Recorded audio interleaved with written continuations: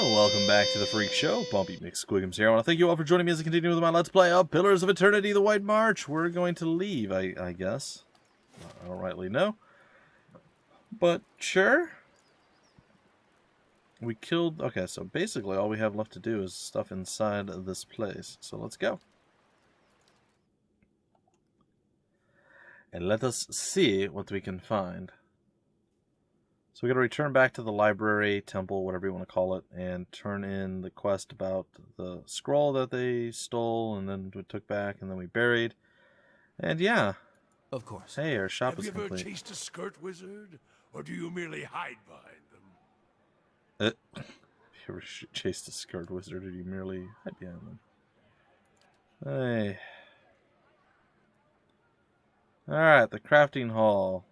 Yep, that's what we're building next. Don't pawn your personal problems off on me. Gonna respawn? They will use you. They will use you. Cast you off when it suits them. Never speak another word to you. Maybe we could go down for a quick look and come right back out. Oh, sorry. Maybe they just don't answer to fiery whore. That's funny.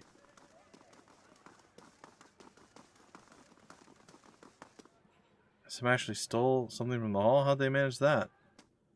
They're better than you, and they know it.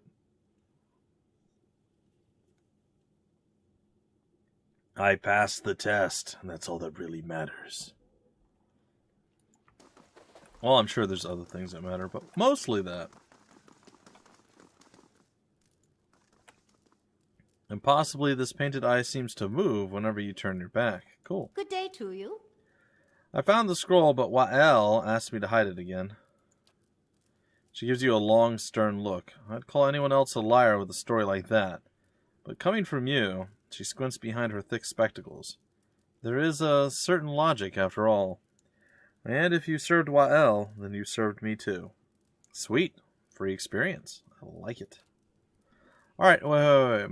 Maybe I understand what the party experience and the total quest experience is all about. Maybe, and again, could be wrong. Maybe it's if we only had the 6 people in our party and we didn't have the extra 2, the party experience and the quest experience would be the same. But since our party exceeds, the amount of people that we have, that we picked up that are available to us, exceeds our party limit of 6, the quest experience actually still translates to them, so they still get experience on top of the stuff that we... I think that's probably something like that. That's how it works. She presents you with a folded section of fabric. Wael is both a keeper and a discoverer of secrets. May this hood aid you in revealing what is obscured and keep you hidden from those who wish you harm. The footpad's hood has been added to the inventory. You find a key in your palm. You're also free to visit the Elder Archives and take whatever books and scrolls you find in the open. Spreading and circulating new mysteries is part of our service to the obscured. Farewell. Well, I guess we're going in here. Bye.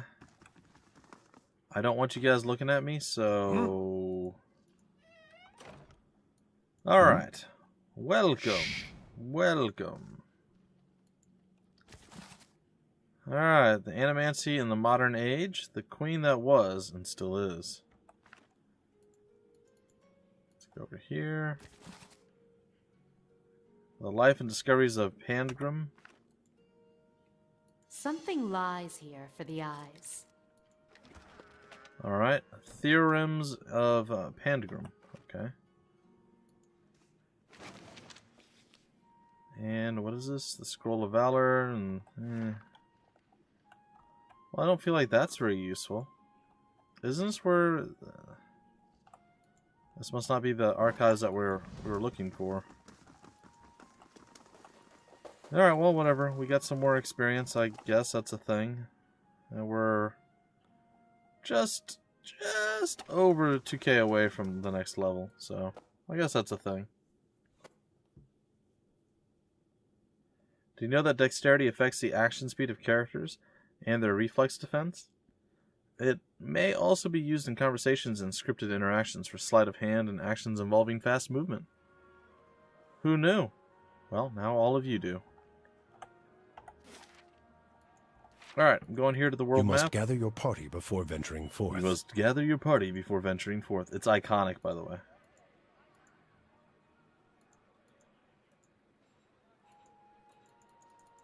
I won't say it again. I wanted it to say it again. Come on, guys. Fast mode. Let's go, let's go, let's go.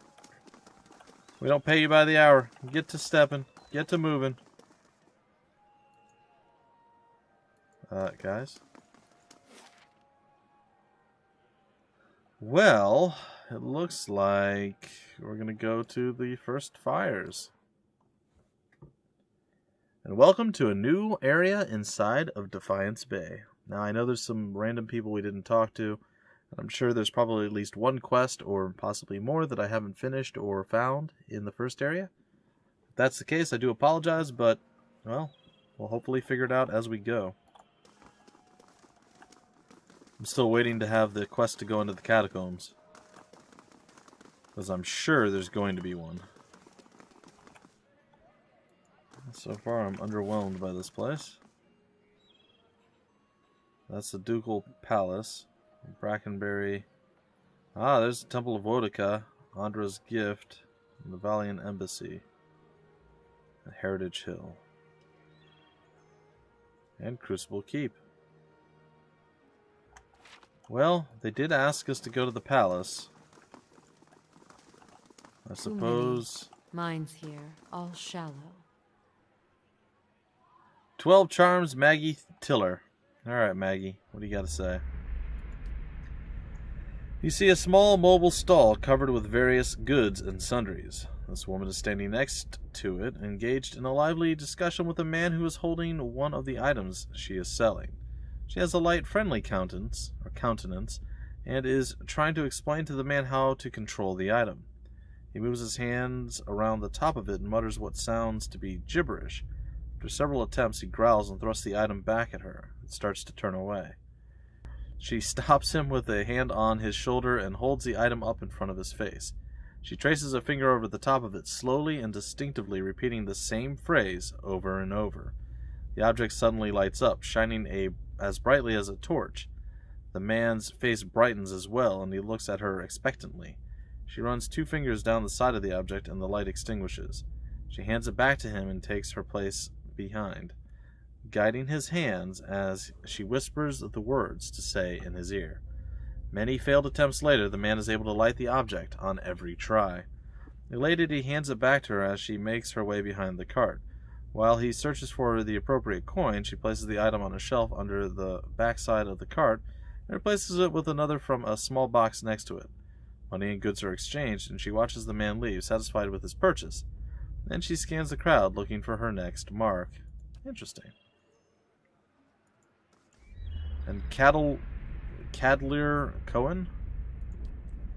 You see a man preaching, his voice washing out over a small crowd of eager acolytes. He speaks of tolerance and of self-reliance, of pain and of beauty. The crowd nods, agreement clear on their transparent faces, and the preacher frowns. He continues speaking of the importance of anger and the strength of hatred and frustration. His frown deepens as they nod, enraptured. He calls forth one of their number, an older man. It is safe, the preacher says. No harm will come to him. Smiling, the man walks forward into the preacher's embrace. A shudder rocks his frame as he pushes away, a thin stiletto through his chest. He falls to the ground and does not breathe long. The crowd groans, confused. The preacher's face is dark with rage. Do not trust blindly, he says. Do not take the world at its face. Terrible things lie beneath, and you must be prepared before you see the truth. The crowd thins, the body removed, the preacher silent.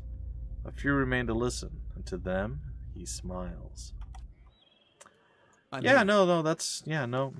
Nope. I would totally murder you if I could. Also, that's kind of my go-to move anyway. Murder. So, that whole scenario. Let's just go into the side door because it's there and I happen to be next to it. Maybe it's good. Maybe it's not. I don't know. We're gonna find out, though. Oh yes, there will be blood. Travel to the Ducal Palace in the First Fires District of Defiance Bay. Speak with the Chancellor, blah, blah, blah, blah, blah, blah, blah. If secrets whisper here, I shall listen for them. If secrets whisper here, I shall eat a lemon. What? I don't know. It's fine. I will steal all these things. Thank you. Nope, not tiptoeing through the courtyard. That is not me. It's Sidley. Welcome to the Ducal Palace. The Ducal Palace. Hey. Hello, Sidley. Sidley, I want to talk to you. And well met. Hail and well met to you as well. The young woman wears a simple but well-tailored uniform. She watches the comings and goings around her with quiet attention. Any news to share, or are you just here to see the Ducal Palace? What's the Ducal Palace? Well, it's the seat of government here in Defiance Bay. This is where Duke Admeth Hadrit declared freedom from Adiran rule some 150 years ago. She lowers her voice and grins. It's also a hotbed of regional politics. Trust me, the gossip here beats what you'll find in any tavern or brothel in the city. Who are you? I'm a page here at the palace. I deliver messages and run errands for the Duke and his advisors. Pay's not great, but I can't think of a better introduction to politics. What goes on in here? She laughs. Where to start? We've got meetings, public hearings, and ceremonies, and that's just the stuff that happens out in the open. She leans a little closer. This is where the Duke and his key advisors work, so there's always someone bartering for a favor. Unfortunately, I'm not at liberty to talk about that side of things. But if you want the official version, she clears her throat and gestures counterclockwise around the palace. We have a shrine devoted to Magrin, official records, and chambers for public hearings and council meetings. Tell me about the shrine. It's a symbol of Magrin's protection of Defiance Bay. She's represented the revolutionary spirit of Deerwood ever since independence, and her involvement in creating the Godhammer bomb only affirmed her importance to us. She scratches her neck. That's also where the first of the sacred fires burned. But Firga, the Tranquil Ardent, has had trouble keeping them lit. Okay, what kind of records are stored here? Mostly dull official stuff, consensus, counts, tax records, militia registers. Now, I keep my distance. I got curious one day and got drafted into reshelving half of the records. Worst day of my life. Sorry, guys and gals, just kind of glanced around a bit there. Is there a hearing going on right now? Sure is. Duke Avar's been meeting with some of the city's leaders for weeks now, trying to figure out how to address the legacy. The whole business is terribly secret, though. I tried to sit in the gallery during my lunch break one day and got turned away. But a lot of talk concerns animancy, so there's a good reason they're keeping the meetings behind closed doors. The legacy? Widewind's legacy. That's what a lot of people call the rash of Hollowborn. The theory goes that it's punishment for meddling in animancy. What are Hollowborn? I know. She raises an eyebrow. You really are fresh from the road. Hollowborn are children born without souls. They often don't live very long, and those that do have generally received some kind of treatment from the animancers. Why is animancy so controversial? Controversial? Whatever. She laughs. Where to begin? Traditionalists think it's a crime against the gods. There's no question that poking around in souls is risky, but the more progressive elements believe it's our only shot at restoring healthy births. And it doesn't help matters that animancy research often involves old Ingwithan relics and were illegally looted from the ruins of Ir Glonfath. She makes a quick twitching motion with her index and middle fingers. Well, what do you think about animancy? Me, I think the real danger of animancy is confusing a real scholar with an expensive fake. We get a new case here every day. Some poor couple in the Gift or Copper Lane who spent every copper they had on a miracle cure for their unborn child. Never works. She shakes her head, breaks your heart, and there's usually nothing we can do for them. Alright, well, I see. Well, I'd like to ask about something else. Tell me about the current Duke. That would be Avar Wolfgren. Don't let the title fool you, though. Our dukes have been elected since independence. Some find Duke Avar rather coarse. He's a frontier noble. Personally, I think a rough and tumble type is just what Defiance Bay needs. Alright, well, thank you for all your rambling, babbling babble. Indeed. I'm just gonna casually walk over here and be like, hey, Fiergra or Figra. What's going on? Hello. The woman's head is bowed as her lips move in prayer. Just as you approach, you catch her glimpse of the statue near her. She notices you and forces a smile. Praise be to Magrin, and welcome to her temple. How may I be of service? You seem upset. What's wrong?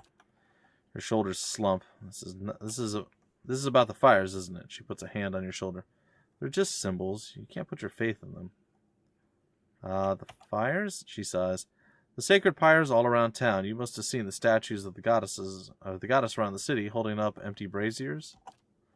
I've kept them burning steadily for 15 years, but I haven't been able to conjure them for months now. People need to see them more than ever these days. So go light them again. I see plenty of flames here. I do? I guess, maybe. They don't work that way. They're holy fires. It's my devotions and prayers that keep them lit, but lately when I try to pray, all I can think of are the hollowborn all over the city, the grieving families, the refugees. She shakes her head. How could Magrin allow us to suffer like this? What strength do we gain from a soulless child? Durrance grunts with disdain. What strength do we gain from adversity, from trial and test? The fires don't wither because she lacks in faith. They wither because she does not understand how to be faithful to a whore. A whore wants neither praise nor devotion. A whore wants to be compensated for her services. And Magrin is paid and pleasured in sweat and struggle and pain. This mewling imbecile is unworthy of Magrin's womanly heat. Well, that's oddly creepy and creepily odd. Okay, take heart, not abandon your faith so easily. And this is shaking your faith? Take heart and don't abandon your faith too easily. She nods hopefully, her hands clasped together. You're right, and fortunately I believe Magrin's been speaking to me again. She casts a quick glance in your direction. Lately I've been seeing visions, a place in the wilderness with pools filled with sunbursts of color. Oh boy. Strange falls that seem to rise to the heavens even while they splash into the earth. She raises her hands as if framing an image of her vision. Behind the falls is a cave, oh gosh, filled with fire and heat and danger. And some token of my goddess. Oh goody, the spark the dragon was keeping. I know there's something there, but where is it? Or how did it get there? How did I get there? She shakes her head. I've been meaning to ask around at the expedition hall to see if anyone recognizes the description. To be honest, though, I don't know what I'd do even if I found the place. That was weird.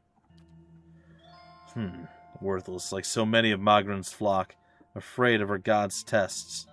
If Magrin speaks to her, it is to hasten an end to a hypocrite's life, and this vision is surely a death trap for the weak.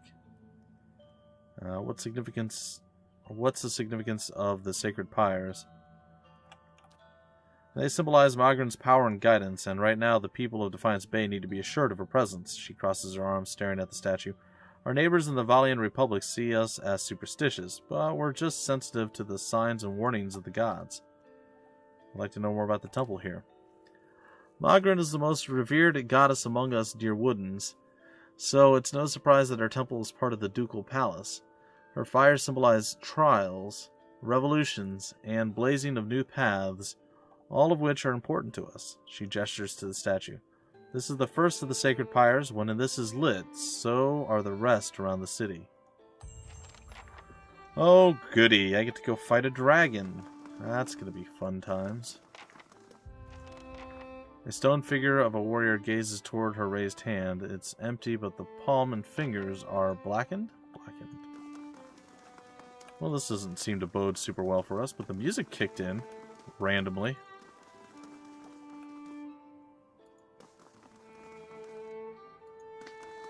The proper key? Meh. Ooh, can I steal that? Probably not.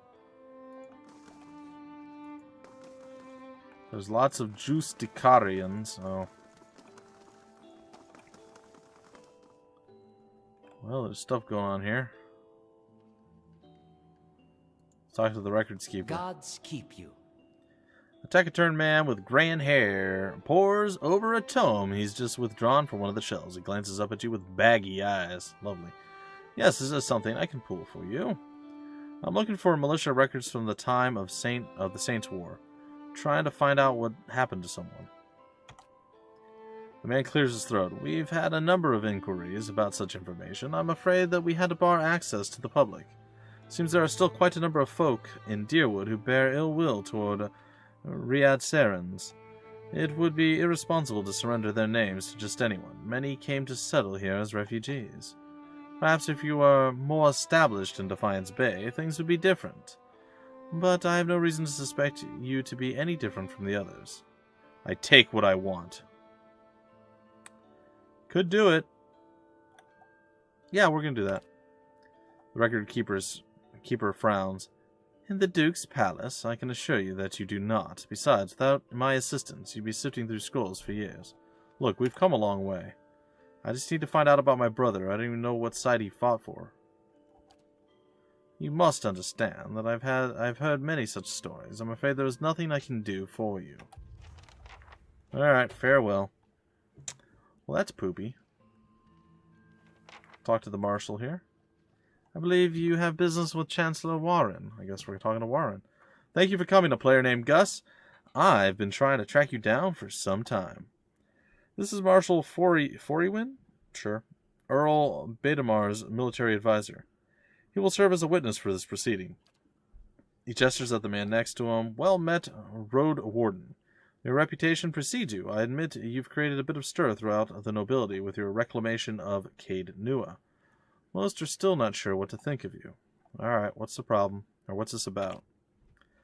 Well, it's about the legitimacy of your claim to Caed Nua that's in question. Earl Betamar has issued a ruling on the matter. I trust the Earl to make a fair judgment. Caed Nua was abandoned for over a century, and I've claimed the land through strength of arms. My claim is legitimate. Caed Nua is mine. Any who challenge my claim will face my wrath. 2. If there were no other claimant, you would be correct. Unfortunately, this is not the case. All will be made clear once Lord Gathbin arrives. Do you have any questions for me while we wait? Tell me about Earl Betamar. Earl Betamar comes from an esteemed line of lords that rose to prominence after the War of Defiance, some 150 years ago. The Deerwood consists of 7 earldoms. The Betamars govern the northern earldom known as the Grasp. As to the current Betamar, he is a fine man, as I know. It is an honor to serve him. Tell me more about the Grasp.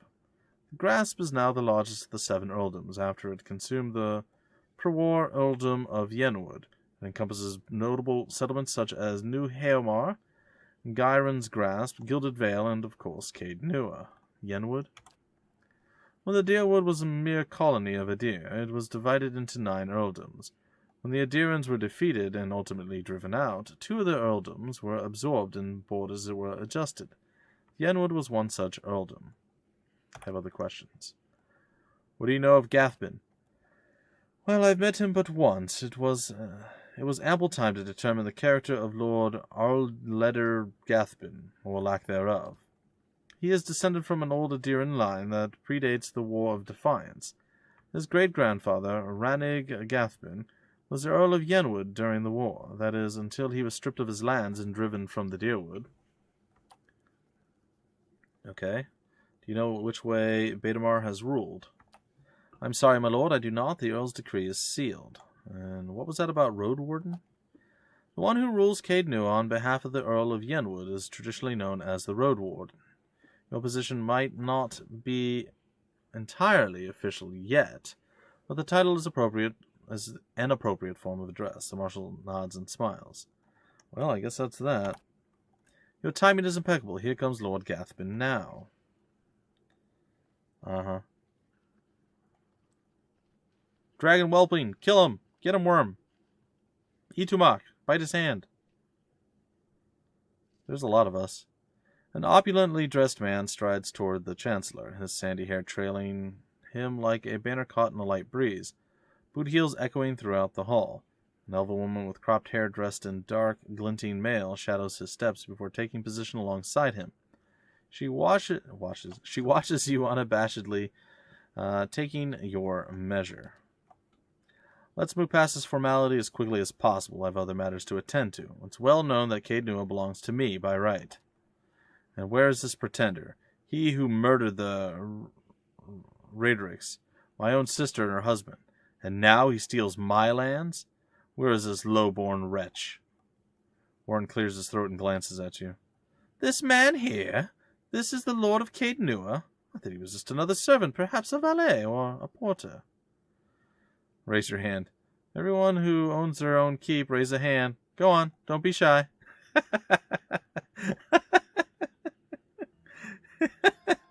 Yes.